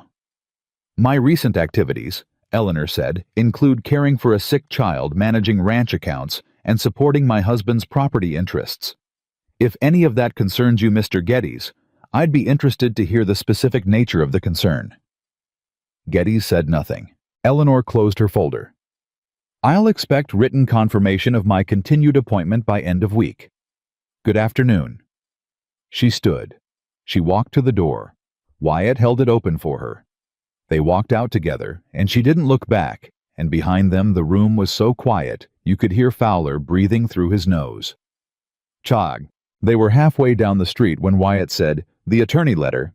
"I wrote it myself," Eleanor said. "I studied the state education code for 2 nights. The letter is accurate." "You wrote a letter from an attorney you don't have." "The content is legally accurate. If they call the bluff, I'll find an actual attorney to confirm it." She glanced at him. "I was running a risk. Sometimes you have to." Wyatt looked at her sideways. Something that was definitely almost a smile. "You terrify me slightly," he said. "Good," she said. "That means you're paying attention." They found the deputy marshal waiting at the ranch when they got back. He was sitting on the porch steps drinking coffee that Decker had apparently provided, which surprised everyone, including Decker. His name was Reyes, no relation to the ranching family. He clarified immediately. A compact, watchful man in his 30s, who had the quiet authority of someone who spent most of his professional life in rooms where people were lying to him, and had gotten very good at recognizing the difference. "Marshal Holt sends his regards," Reyes said, standing when they came into the yard. "He would have come himself, but there's a situation in Abilene. He asked me to make the initial assessment and report back." He looked at Wyatt. "Your letter was specific enough that he moved the timeline up." Wyatt shook his hand. "How much do you know?" "Enough to ride 40 miles without stopping." Reyes looked at Eleanor. "You're the one who compiled the evidence." "Yes." "Can I see it?" Eleanor took him inside and spread everything on the table. The forged mortgage amendments, the survey journals with her father's records, the cross-referenced boundary data, the alderman statement, the Colton documents, including the investment partnership records, linking Pierce to Judge Reeves. Reyes read for 40 minutes without speaking. When he finished, he looked up. "This is enough to open a federal investigation," he said. The forged documents alone combined with the pattern across multiple properties that establishes a racketeering case. The Judge connection makes it bigger. He paused. "The partnership records on Reeves, these are originals." "Copies my father made from the county deed filing," Eleanor said, "with his certification stamps on each page. His stamps were legally recognized instruments." Reyes tapped the Colton documents. "And Colton will testify." "Yes, Alderman also. And we're waiting on the Mitchell family. My foreman is en route now." Reyes was quiet for a moment. He had the stillness of a man running calculations. "I need to get word to Marshal Holt tonight. We need to move before Pierce knows the federal case is active. Once he knows, he'll start moving assets and destroying records." "He already knows we've been gathering evidence," Wyatt said. "One of my hands was feeding him information. The man ran 3 days ago." Reyes absorbed that without visible alarm. "How much does Pierce know specifically?" "He knows we've been visiting other ranchers. He knows Eleanor has her father's journals. He doesn't know about you." Wyatt paused. "Or he didn't until Hess ran. I don't know what Hess knew about the Marshall contact." Reyes stood. "Then we have hours, not days." He looked at both of them. "I need to send a wire to Holt. Is there a telegraph in this town I can trust?" "No," Eleanor said flatly. "Pierce has an arrangement with the telegraph operator." "Ridgemont," Wyatt said. 40 miles east." "I'll ride tonight," Reyes said. "I'll be back by morning with instructions." He started toward the door, then stopped. "Mrs. Hayes, the documents, where are they stored?" "Separately," Eleanor said. "Not all in one place. If something happens to any one location, the others survive." Reyes looked at her with the expression of a man who has worked with informants and witnesses for 15 years and can recognize when someone has been doing this correctly. "Smart," he said, and meant it. Reyes was barely an hour down the road when Pierce made his move. Not through Calloway this time. Not through Suggs or a hired foreman. Pierce himself rode to the Hayes Ranch, which was the first time he'd done that in 2 years of holding their mortgage, and the fact that he came personally told Wyatt everything about how frightened the man had become. Pierce dismounted in the yard. He didn't wait to be invited in. He walked to the porch and looked at Wyatt like a man reasserting the natural order of things through sheer confidence, because confidence had always been enough before. "I know about the surveying records," Pierce said. "I know about the other ranchers. And I know you wrote to someone in Austin." He paused. "I'm here to settle this before it becomes something that hurts everyone." Wyatt didn't answer. "I'm prepared to forgive the entire mortgage debt," Pierce said. "Free and clear. The deed transfers back to you today, no conditions. Additionally, I'll sign over the water rights currently held in the Colton arrangement. Colton gets his creek back." Pierce's voice was steady, but there was something under it that hadn't been there before, a tightness like a rope with too much weight on it. "Everyone walks away whole. Nobody has to go through what a federal investigation does to a community. The disruption, the uncertainty." "What do we give you?" Wyatt said. "The journals," Pierce said. "Eleanor's father's journals, and whatever copies have been made." Wyatt looked at him. "That's all?" "That's all." The word all hung in the air between them, because they both knew it wasn't all. It was everything. It was 14 months of Thomas Graves's careful documentation. It was Alderman's signed statement, and Colton's copies, and the investment partnership records, and the forged amendments. It was the only proof that Pierce had done what Pierce had done, not just to the Hayes Ranch, but to every family he'd pushed off their land for 15 years. "I'll need to speak with my wife," Wyatt said. Pierce nodded. "Of course." Wyatt went inside. Eleanor was standing in the kitchen doorway. She'd heard every word. "Don't," she said before he could speak. "I know." "He's scared. Scared men make offers. But the offer disappears the moment we hand over the journals, and then there's nothing. No record, no case, no protection." Her voice was low and absolute. "And 3 months from now, he starts again. Different names, different properties, different families." "I know," Wyatt said again. "So you know what you need to tell him." Wyatt looked at her for one moment, this woman who had carried this for 14 months alone, who had walked into a forced marriage with a folder of legal agreements and a plan she hadn't told him about yet, who had faced down a school board and a land baron's attorney, and a room full of people who'd spent years deciding she wasn't worth their respect, and he felt something clarify in him, the way water clarifies after sediment settles. He went back outside. "No," he told Pierce. Pierce's expression didn't change, but something behind his eyes did. Something cold and calculating and final. "Mr. Hayes," Pierce said, "think very carefully." "I have," Wyatt said. "The answer is no." Pierce looked at him for a long moment. Then he mounted his horse and rode out of the yard without another word. No threat, no ultimatum, just departure. Which was worse, because men like Pierce didn't leave without a plan. They left because the plan was already in motion.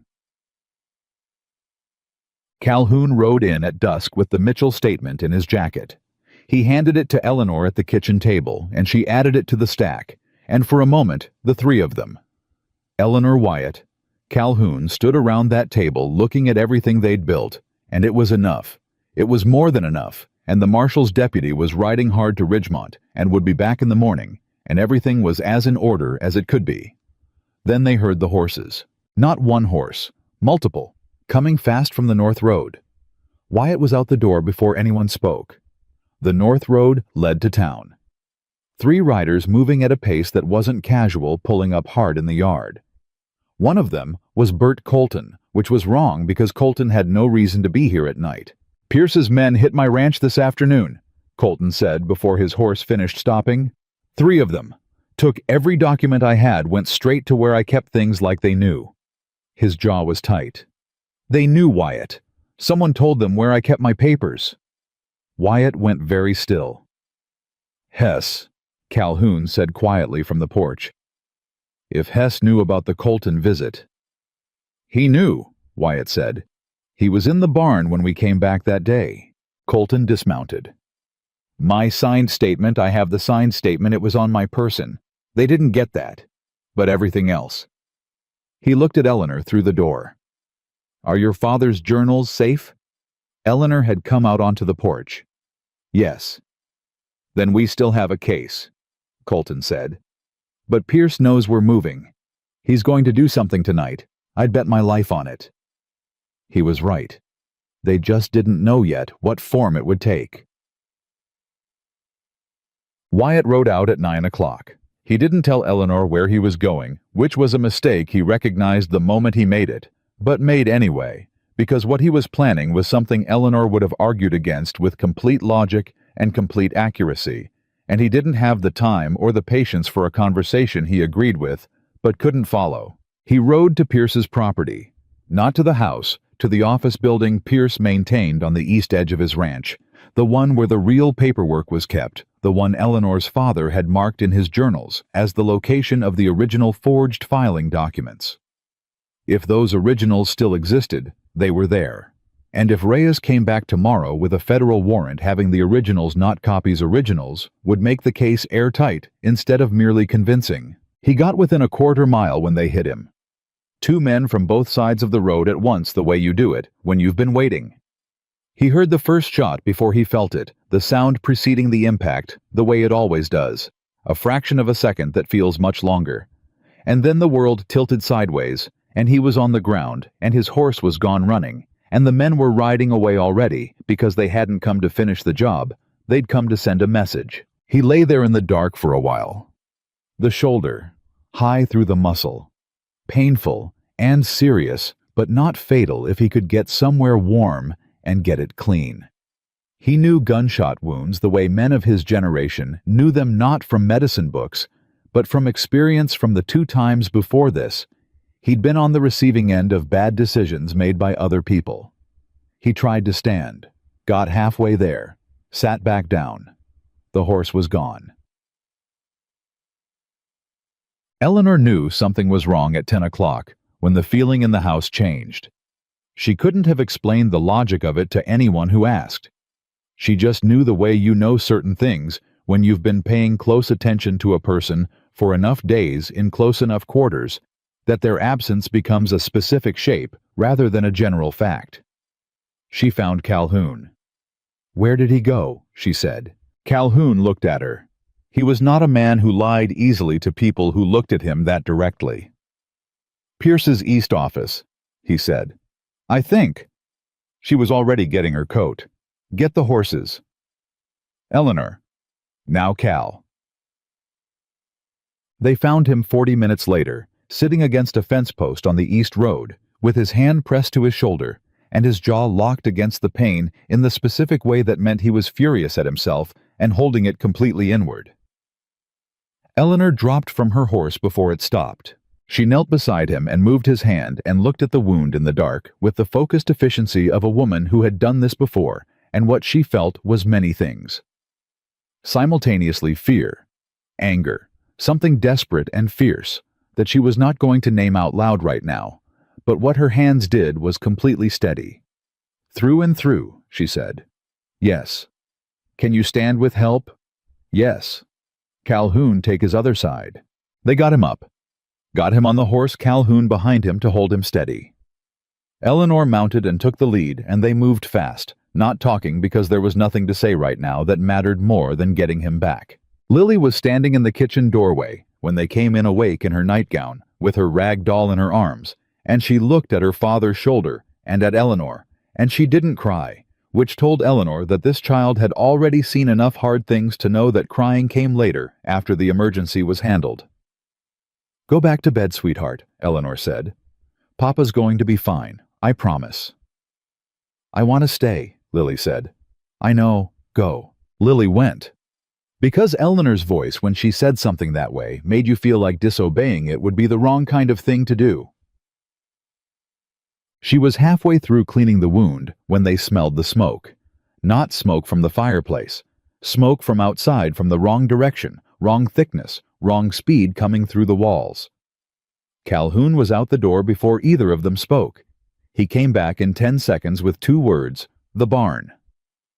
Eleanor stood. "Stay," Wyatt said. His voice was sharp and it cost him. She looked at him.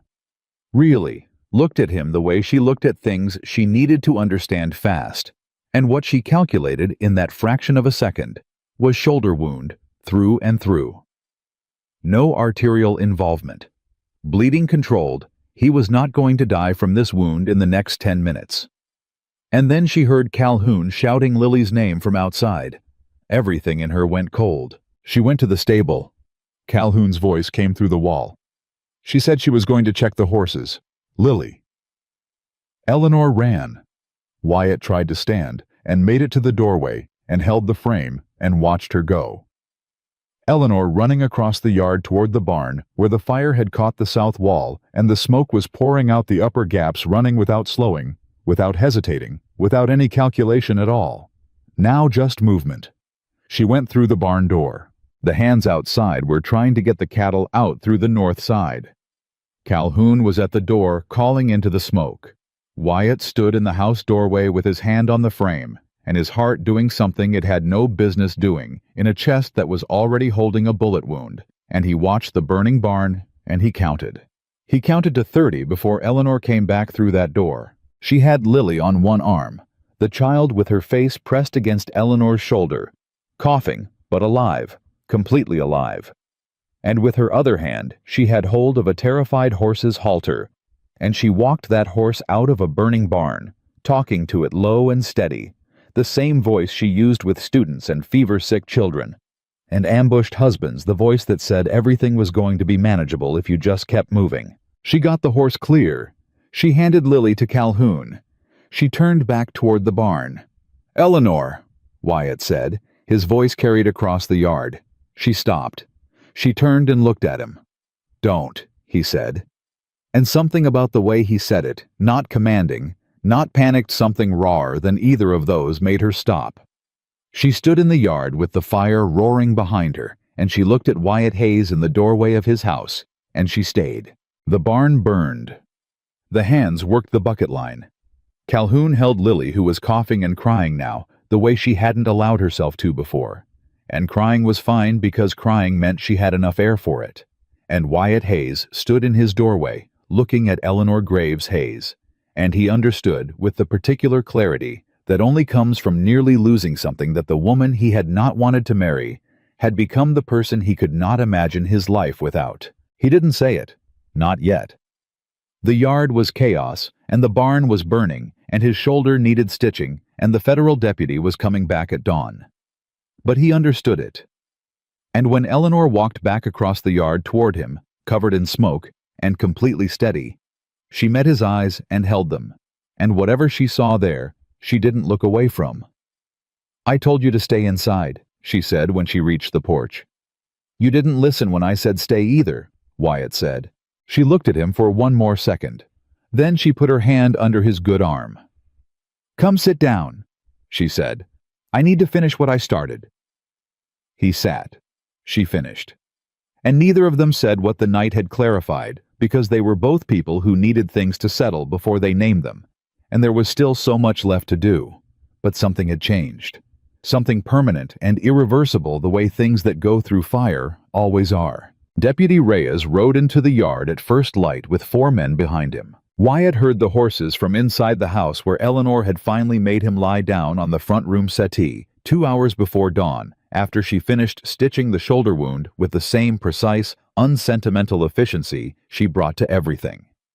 He heard the horses, and he was up before Eleanor could tell him not to be moving through the pain, because the alternative was lying there while things happened without him, which was not something Wyatt Hayes was constitutionally capable of. Reyes came through the door without knocking.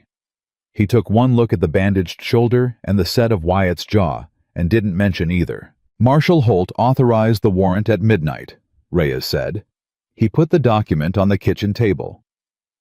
"Federal warrant for Calvin Pierce fraud, forgery, racketeering, conspiracy to deprive citizens of property rights under federal land statutes. Judge Reeves is named separately. The Austin Circuit is handling Reeves independently. Different judge, different jurisdiction. Nothing Pierce can touch." He looked at Eleanor.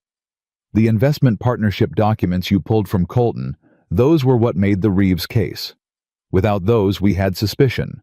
With those, we have evidence." Eleanor looked at the warrant on the table. 14 months of her life. Her father's journals, 2 forged signature comparisons, 3 ranchers' statements, and a dead man's careful handwriting had come down to a single signed document that gave federal officers the right to walk through Calvin Pierce's door. "Where is he?" she said. "His ranch," Reyes said. "We ride in 20 minutes. Wyatt was already reaching for his coat. "You're not riding anywhere," Eleanor said. "Eleanor, you have a stitched bullet wound less than 8 hours old, and I used the last of the clean linen on it." She stood in front of him. Not blocking his way, she knew better than to physically obstruct this man on a morning like this.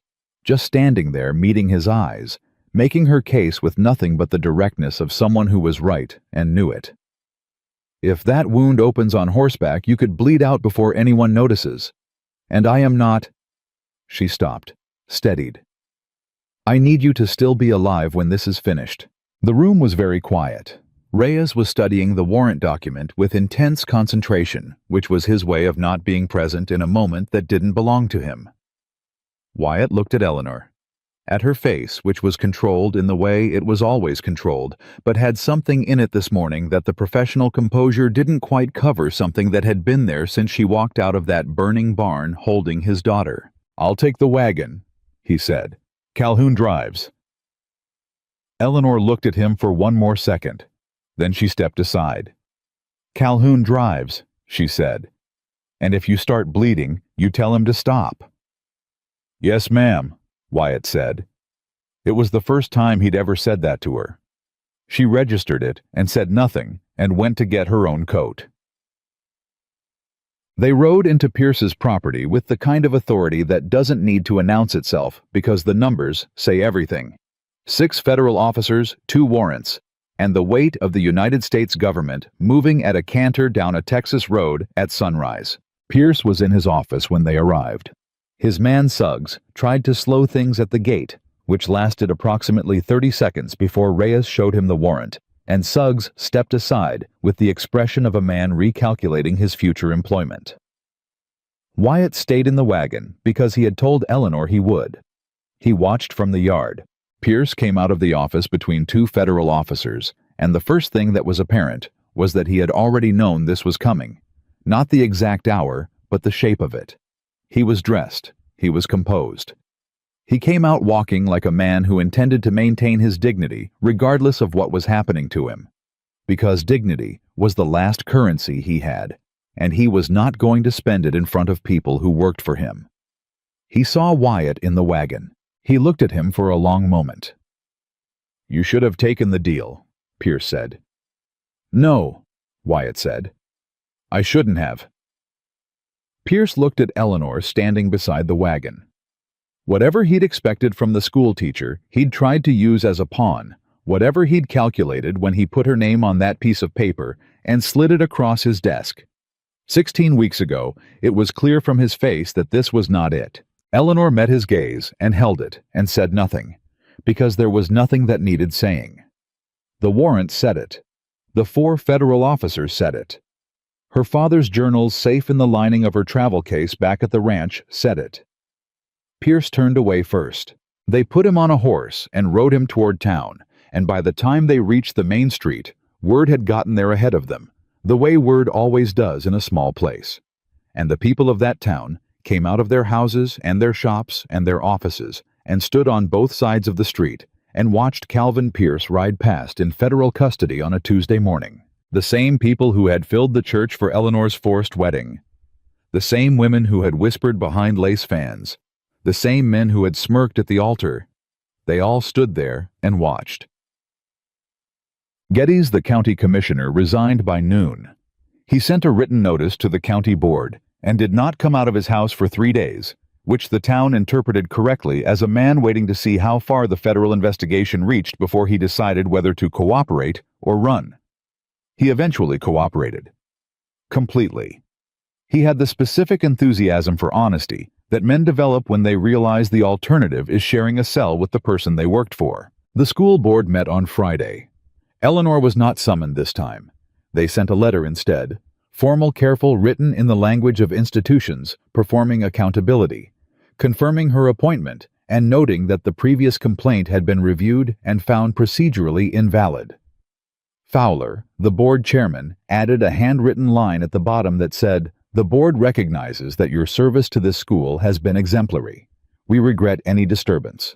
Eleanor read the letter at the kitchen table with Wyatt across from her. "Exemplary," he said. "It took them considerable effort to write that word, I imagine," she said. "Do you feel vindicated?" She considered this seriously the way she considered everything. "I feel like we can get back to work," she said, "which is better than vindicated." That was Eleanor. That had always been Eleanor. Our Meg. Bert Colton got his water rights back on the 11th day after Pierce's arrest. The federal review of the county water ordinance took less time than anyone expected, partly because the amendment Pierce had pushed through was so badly constructed legally that even the county's own attorney couldn't defend it. Once Geddes stopped backing it, and partly because Eleanor's cross-reference of the original survey records was so airtight that the reviewing officer told Reyes it was the clearest property documentation he'd seen in a federal case in 8 years. Colton rode to the Hayes Ranch when the papers came through. He shook Wyatt's hand. He looked at Eleanor. "Your father," he said. "He deserved better than what happened to him." "Yes," Eleanor said. "He did. But he raised someone who finished what he started." Colton turned his hat in his hands. "That's not nothing, Miss Eleanor. That's not nothing at all." Eleanor didn't answer. She didn't need to. But Wyatt, watching from the porch, saw something move across her face in the moment Colton said her father's name. a grief she had been carrying so correctly and for so long that it had become structural part of the load-bearing wall of who she was. And for just a second, it moved like something releasing pressure. He filed that away. He had been filing things away about Eleanor for weeks, building a complete account of who she actually was. Not who the town had decided she was, not who Pierce had tried to make her, but the real woman. The one who woke before dawn and kept 2 cups of coffee out of habit, and taught ranch children about the constellations, and ran into burning buildings without calculating whether to. He knew who she was. He had known for a while. He'd just been waiting for the right moment to say it out loud, and he was waiting because he wanted to say it correctly, and because he was a man who did not use words carelessly. Calhoun found the first thing. He was clearing the north fence line, the real work this time, not a surveillance exercise, and in the hollow of the cottonwood, where Hess had met Pierce's man for 8 months, he found a tin box buried under 6 inches of dirt. Inside the tin box were copies of documents Hess had photographed or transcribed, ranch schedules, debt amounts, Wyatt's correspondence, and underneath those, a payment ledger, cash amounts, dates, and a name that wasn't Pierce's. Calhoun brought it to Wyatt without opening it further. Wyatt looked at the ledger. He turned to the last page, read the most recent entry. Then he went still. The name was Calloway, Pierce's attorney. But the payments listed under Calloway's column weren't for Hess. They were for Judge Reeves. The direct cash payments from Pierce's investment partnership to the judge's personal account, hand-delivered by Calloway, documented here in amounts and dates that matched exactly what Eleanor had already established from the partnership records. But there was a second column, a second recipient, a name that Wyatt recognized as the county deed clerk, the man who had been processing Pierce's amended filings, who had been accepting the forged documents and recording them without standard review, as Eleanor's father had written in the margin of his journal over a year ago. Eleanor's father had written R.C., Robert Calhoun, the deed clerk, not Wyatt's foreman. Now they had his actual name. Wyatt brought the ledger to Reyes, who was still in town coordinating the federal case. Reyes looked at it for 3 minutes. "This completes the chain," he said. "Pierce to Calloway to Reeves and to the deed clerk. Every forged filing, every fraudulent amendment, we can now trace each one through this payment record." He looked at Wyatt. "Where did you find this?" "In the ground on my property," Wyatt said, "where Hess was meeting Pierce's man. He must have been holding it as insurance, in case Pierce tried to cut him loose." Reyes shook his head slowly. "Hess probably didn't know what he had." "No," Wyatt said. "He didn't. He thought about the man who had sat in his bunkhouse for 4 months doing his work, adequately eating at the same table as the other hands, and feeding everything he saw to a man who used that information to squeeze families off their land. He thought about the tin box in the hollow tree. He thought about what kind of fear makes a man keep insurance buried 6 inches underground on someone else's property. He almost felt something like pity. Almost. Then he thought about the night his horse rode back alone, and Eleanor running into a burning barn, and he put the ledger in Reyes's hands and walked away. Lily started calling her Mama Ellie on a Thursday. Not announced. Not deliberate in the way children sometimes make a ceremony of deciding things. It just happened the way things happen when they've been moving toward each other for long enough, naturally, as if it had always been true, and the word had simply been waiting for permission. Eleanor was reading to her by lamplight. Halfway through a chapter, Lily said without looking up from the page, "Mama Ellie, what does resolute mean?" Eleanor was quiet for one breath. "It means you've decided something, and nothing is going to change your mind," she said. Lily considered this. "Like you." "Maybe," Eleanor said. "Like a lot of people when something matters enough." She kept reading. She didn't make anything of the name. She didn't stop or react or change her voice. She just kept reading the same steady pace, the same lamplight, the same page. But her hand, which was resting on the edge of Lily's blanket, closed gently around the child's small fingers and stayed there until the chapter was done. Wyatt heard it from the hallway. He stood there with his hand on the doorframe. the same doorframe he'd stood at weeks ago, watching Eleanor sit on the floor of his house, reading his daughter's father's mortgage documents by firelight. And the feeling in his chest was the same feeling he'd been refusing to name since approximately the third night of this marriage, except now it was so large and so obvious that refusing to name it had become genuinely absurd. He went to the kitchen. He put water on for coffee. He stood at the stove and thought about what he was going to say and how he was going to say it, because he was a man who took words seriously, and he did not want to get this wrong. Eleanor came into the kitchen after Lily was asleep. She poured coffee without asking if he wanted it because she had learned in 6 weeks of marriage exactly when Wyatt Hayes was about to have a significant conversation. He put water on and then stood at the stove, looking at it like it owed him something. She sat down across from him. He said, "I kept trying not to." She waited. After Clara. He turned the coffee cup in his hands. Loving someone again felt like I was saying that what I had with her didn't cost me what it actually cost. Like the grief was counterfeit. He looked up. Every time I noticed you really noticed you, I felt guilty about it. Like I owed her my unhappiness. Eleanor said nothing. She let him say it completely. "She wouldn't have felt that way," he said. "Clara. She wasn't that kind of person.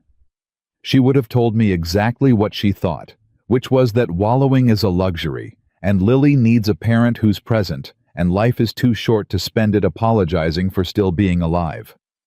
He paused. "She would have liked you. That's the thing. She would have liked you considerably." Eleanor looked at him across the table. "How do you know?" "Because she only ever liked people who didn't waste her time," Wyatt said. "You have never wasted a minute of anyone's time in your life." Something moved in Eleanor's face. Not the professional composure, not the controlled steadiness, something underneath that something that had been there from the beginning and had been getting harder to contain for the last 2 weeks. "Wyatt," she said. "I'm not finished," he said. "I've been working up to this for 16 days and I need to say it completely." She waited. "I didn't want to marry you," he said. "I want to be honest about that because you were honest with me from the beginning, and you deserve the same. I walked into your house that morning because I was desperate, and you were the name Pierce put on a piece of paper, and I thought—" He stopped. "I thought at best we'd make a workable arrangement. That was the ceiling. That was all I was hoping for." Eleanor was still. "I was wrong," Wyatt said. "About the ceiling, about what was possible, about what you were." He looked at her steadily the way she looked at things directly without flinching. "You walked into this house and you fixed the accounts, and you sat on my floor reading forged mortgage papers at midnight, and you kept my daughter's fever from getting worse, and you wrote a fake attorney letter and stood in front of a school board, and you ran into a burning barn for a child you'd known for 3 weeks. He paused. "And somewhere in the middle of all of that, I stopped trying not to notice you." Silence. "I love you," he said. "I don't know when exactly it became that specific, but it's that specific now. And I thought you should know." Eleanor held his gaze. Then she said, "I know." He blinked. "I know," she said again, quieter. "I've known for a while. I was waiting for you to catch up." And then, because she was Eleanor, and honesty was not a habit, she kept selectively, "I love you too. I didn't intend to. I intended a practical arrangement with clear terms and minimal emotional complexity." She paused. "You were considerably more than I accounted for." "I terrify you slightly," he said. His own words reflected back. "You do," she said. "That means I'm paying attention." He looked at her across the kitchen table. His kitchen, his table. The house that had been full of absence for 2 years and was now full of something else entirely. And he reached across and put his hand over hers, the way they'd reached for each other at the altar 6 weeks ago. Same timing, same instinct. Except this time, it wasn't about the people watching, and it wasn't about making it through the ceremony. It was chosen. Completely and deliberately chosen. The Harvest Festival came on the last Saturday of October, the way it always did. The whole valley came the way it always did. Except this year, it was different, because the last 6 weeks had been different, and everyone in that town understood by now what had happened and what it meant and who had made it happen. The Alderman family came back for the first time since they'd sold out. The Colton family came with the particular ease of people who could breathe again. The Mitchell family drove 40 miles for it. Reyes came too. He was technically on his way back to Austin, but he took the long road. Wyatt stood in the town square in front of the church where 6 weeks ago he'd stood at an altar waiting for a sentence. Lily was beside him wearing her best dress and holding Eleanor's hand. And when Eleanor had come downstairs that morning, Wyatt had looked at her in the simple way a man looks at a woman, when the looking itself says what words spend a long time trying to get to. The town was there, all of it, the same faces. Wyatt didn't make a speech. He was not a speech-making man. He simply turned to Eleanor in front of all of them, and took her hands and said what he had to say loudly enough that the people who needed to hear it couldn't pretend they hadn't. "They forced me to marry you," he said. "I want everyone here to know that.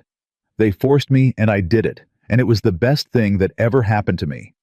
Not because it worked out, because of who you are, because of what you did with a situation neither of us wanted." He looked at her. "You didn't just save my ranch, you saved this valley, and I'm going to spend whatever time I have left making sure you never doubt for a minute that you are exactly where you belong." The square was very quiet. Eleanor looked at him with those steady eyes that had never once flinched from anything. "I was never in doubt," she said. Lily between them put one hand in Wyatt's and kept the other in Eleanor's, and looked up at both of them with the calm satisfaction of a 7-year-old who has been waiting for the adults around her to catch up to what she already figured out 3 weeks ago. "Can we get pie now?" she said. Wyatt laughed a full real laugh, the kind that comes from somewhere unguarded, the kind that had not lived in this man for 2 years and was apparently back now and intended to stay. Eleanor covered her mouth with one hand and did not entirely succeed at not laughing also. "Yes," Wyatt said, "we can get pie." The Hayes Ranch deed came back clean on the first day of November, cleared by federal order, every fraudulent amendment stricken, every forged signature, nullified the property, returned without condition to Wyatt James Hayes and Eleanor Ruth Hayes, equal partners under the law. Wyatt held the paper for a long time before he put it in the strongbox. Eleanor watched him from across the room and said nothing because this moment belonged entirely to him, to the man who had nearly lost his family's land, who had stood on his porch in the dark, counting what remained, who had made a desperate deal on a morning he thought was the worst of his life, and had been wrong about that too. He put the deed away. He closed the strongbox. "It's done," he said. "It's done," Eleanor said. Eleanor reopened the school the following Monday. She rebuilt the curriculum from her father's books and her own, and she opened the doors to ranch girls and immigrant children and the sons of field workers who had been told for years that the school was for other people's children. She taught reading by lamplight to widows who had never learned. She taught arithmetic to grown men who were embarrassed to ask. Wyatt built her a library that spring, small, solid, with proper shelving and a window that faced east for the morning light. He built it the way he did everything carefully, without making a production of it, showing up one morning with lumber and finishing 3 weeks later without ceremony. On the shelf above the door, Eleanor put her father's journals. All of them. Not hidden, not locked away.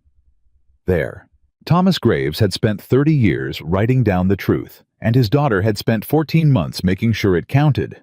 And now the journals sat in a room where children learned that the truth was worth the work of keeping it. Lily grew up calling her Mama Ellie, and meaning it in every way the word can mean something, and Eleanor Graves Hayes taught the children of that valley for 22 more years, and the town that had once dismissed her as an old maid never quite recovered from the particular embarrassment of having been so completely, so publicly, and so permanently wrong. The woman they had written off as unwanted had turned out to be exactly what the valley needed, and the man who had been forced to marry her had turned out to be exactly the kind of man willing to admit that the best thing that ever happened to him had come wearing practical boots and carrying a forged mortgage document and showing up at his door in the most ordinary way with the most extraordinary consequences. They had been pushed together by greed and desperation and a land baron who thought human beings were pieces on a board. But what they built together every morning, every deliberate choice, every word said plainly across a kitchen table, was theirs, chosen completely and irreversibly. And that, in the end, is the only kind of love worth having.